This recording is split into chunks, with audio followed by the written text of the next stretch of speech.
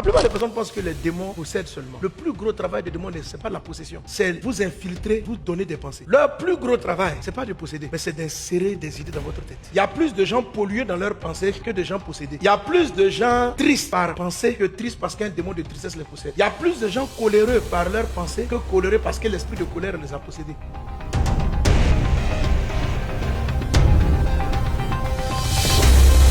Si tu es triste parce que tu n'es pas marié, Dieu ne va pas te donner le mariage pour faire partie de ta tristesse. Non, il doit faire partie de ta tristesse pour que tu te maries. Si tu es triste parce que tu es dans la galère, tant que tu es triste, tu ne sortiras pas de la galère. Il faut que tu sors de la tristesse pour que tu sors de la galère. C'est parce que Anne a accepté le shalom. Quand l'homme de Dieu lui a dit, va en paix, elle a cru, elle s'est levée, elle a changé son visage, son bébé est arrivé. Donc, si tu attends le bébé pour être contente, tu vas durer. Ce que la Bible te dit, sois content avant le bébé et n'attends pas le bébé pour être content. Si tu attends l'argent pour danser, tu danseras pas. Mais si tu danses, l'argent va venir. Dieu ne t'exauce pas pour consoler ton âme. Dieu console ton âme pour t'exaucer. Ou bien, Dieu ne te donne pas l'argent pour que tu sois en paix. Dieu te donne la paix pour te donner l'argent.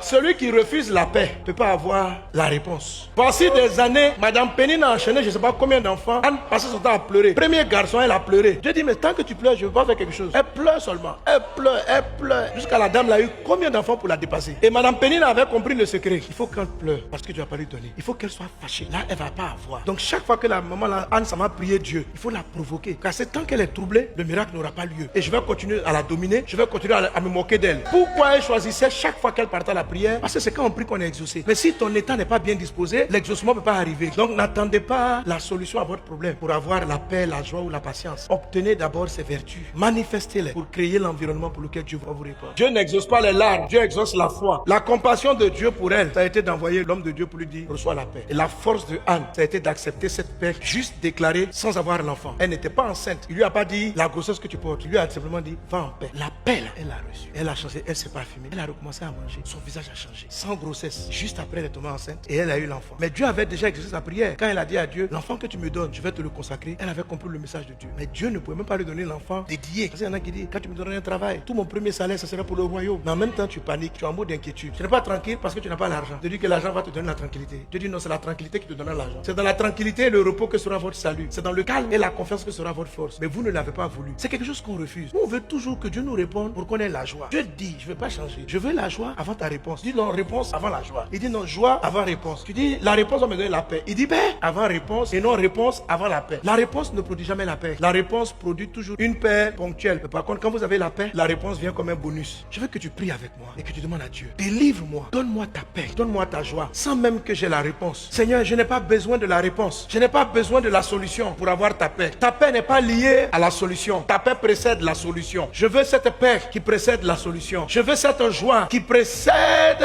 l'exaucement. Je veux cet amour. Je veux cette patience qui précède ma visitation. Élève la voix. Dieu qui entend les prières, entend cette prière sincère. Prie de tout ton cœur réellement. Dis Jésus, je veux ton shalom. Je veux ta patience. Je veux ta paix. Au nom de Jésus. Brenda Sakatari Anda Rababros.